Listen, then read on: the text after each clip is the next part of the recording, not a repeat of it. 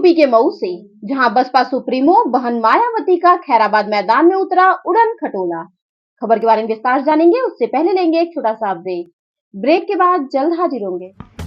इस खबर के प्रायोजक हैं फास्ट को। जल्दी हो जाना तो फास्ट को बुलाना। बाइक से लेकर लग्जरी कार सेल्फ ड्राइव पर उपलब्ध। ग्रुप ट्रेवल के लिए लग्जरी बस भी उपलब्ध। सबसे सस्ता एक बार सेवा का मौका अवश्य दें। व्हाट्सएप करें 9044808808। ब्रेक के बाद आप सभी का स्वागत है। खबर यूपी के मऊ से, जहां आज दिनांक 19 मई 2024 को लोकसभा चुनाव की रैली को संबोधित करने बसपा सुप्रीमो बहन मायावती नॉर्मल फुटबॉल मैदान खैराबाद मोहम्मदाबाद गोहना मऊ में हुआ आगमन। वहीं बहन कुमारी मायावती को देखने एवं सुनने के लिए दलित समाज के लोगों की उमड़ी जन सैलाब। आइए सुनते हैं बसपा सुप्रीमो बहन मायावती की जुबानी। देखें मऊ से दीवान चंद की रिपोर्ट।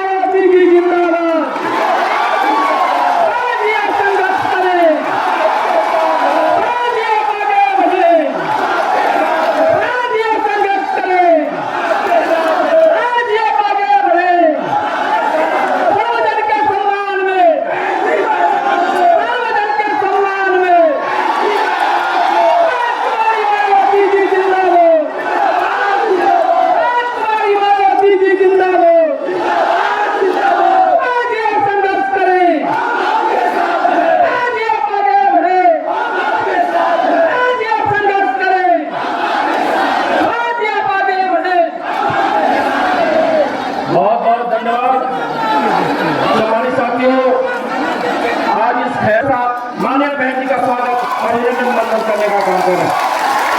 पति देकर के मान्या बहन जी का सम्मान करने का काम करें। आदरणीय बात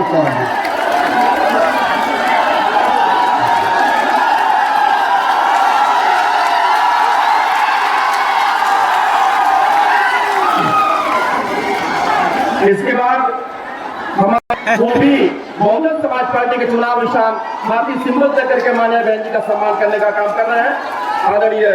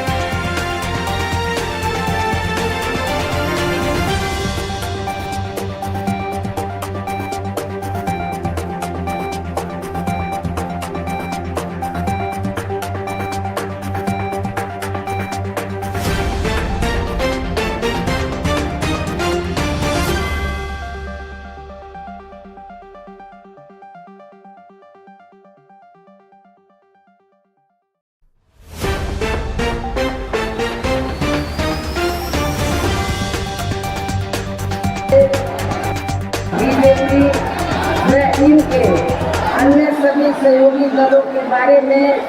ये कहना चाहूंगी कि आजादी के बाद शुरू में केंद्र व देश के काफी राज्यों में भी ज्यादातर सत्ता यहाँ कांग्रेस पार्टी के हाथों में ही केंद्रित रही है। इनके अधिकांश मामलों में रही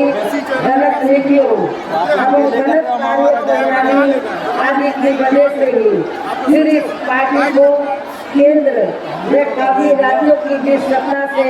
बाहर होना पड़ा है। इनकी सहयोगी पार्टियों की भी बनी जिसके कारण फिर पिछले कई वर्षों से बीजेपी इनके सहयोगी काफी राज्यों की सत्ता में शामिल हो गए हैं। लेकिन इनकी भी ज्यादातर रही जातिवादी, पूंजीवादी, संकीर्ण, सांप्रदायिक व द्वेषपूर्ण नीतियों एवं कार्य प्रणाली आदि से तथा इनकी कथनी व करनी में भी काफी अंतर होने की वजह से अब ऐसा लगता है कि इस बार ये पार्टी भी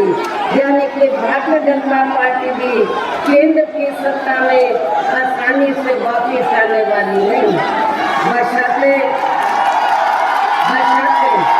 यदि ये चुनाव इस बार फ्री एंड फेयर होता है तथा हम चर्चा के मुताबिक वोटिंग मशीनों में भी कोई गड़बड़ी आदि नहीं की जाती है और वैसे भी इस बार चुनाव में इनकी कोई भी पुरानी एवं नई चल रही नाटकबाजी, जुमलेबाजी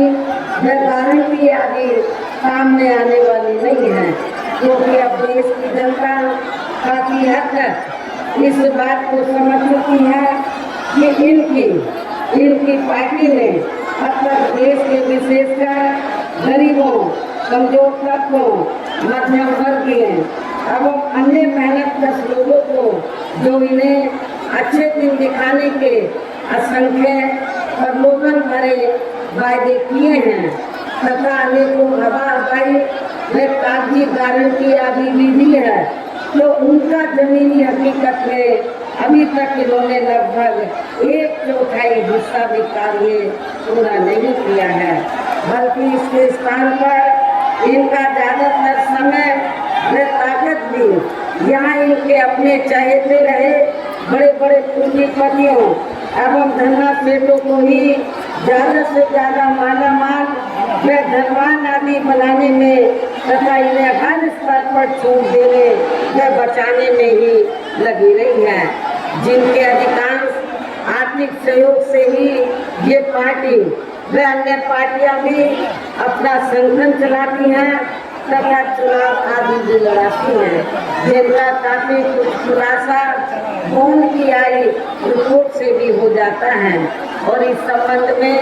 वैसे आप लोगों को ये मालूम है कि अभी कुछ दिन पहले माननीय सुप्रीम कोर्ट ने रिपोर्ट दी है और रिपोर्ट से ये खुलासा हुआ है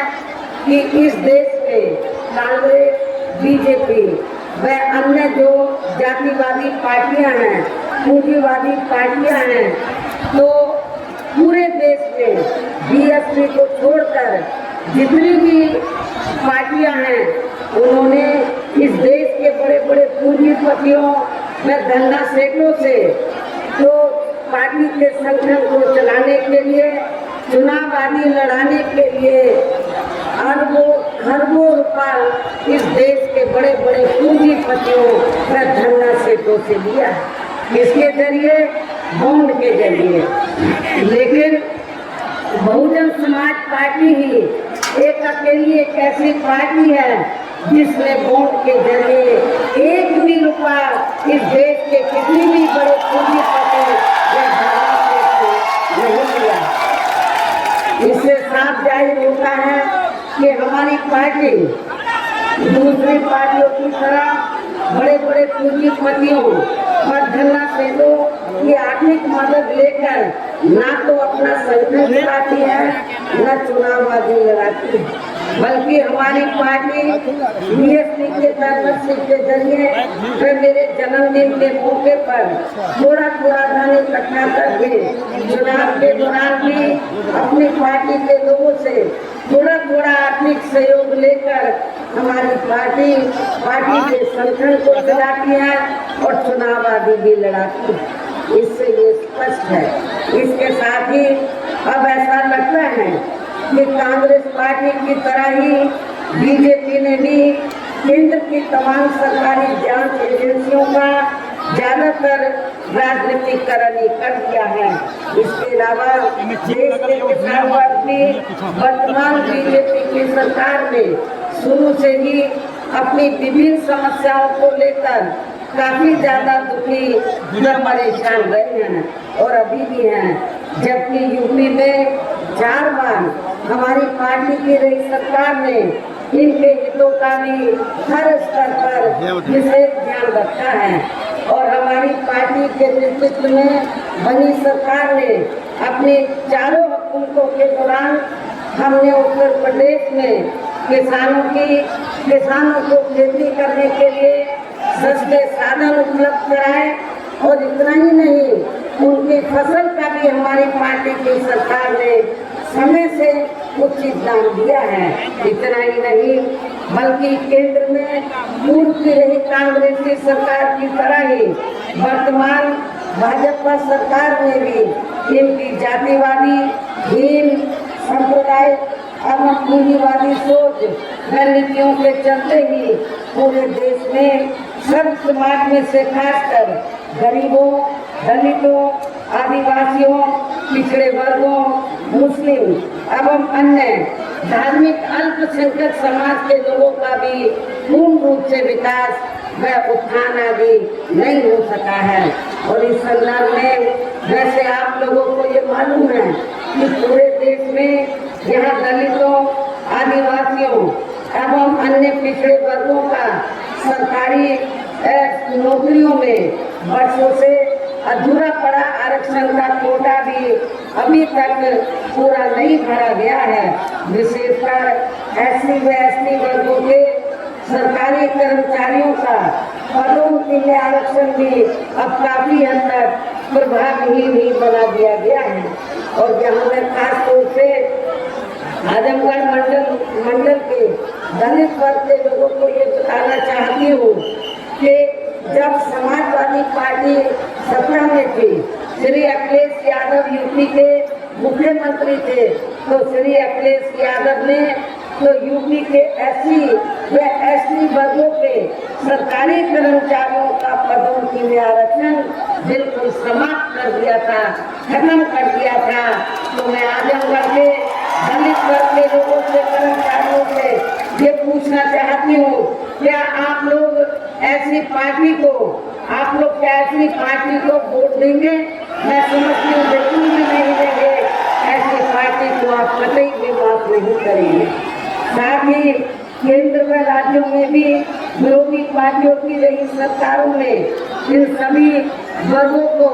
प्राइवेट सेक्टर में आरक्षण दिए जाने की व्यवस्था किए बिना ही इनकी सरकारों के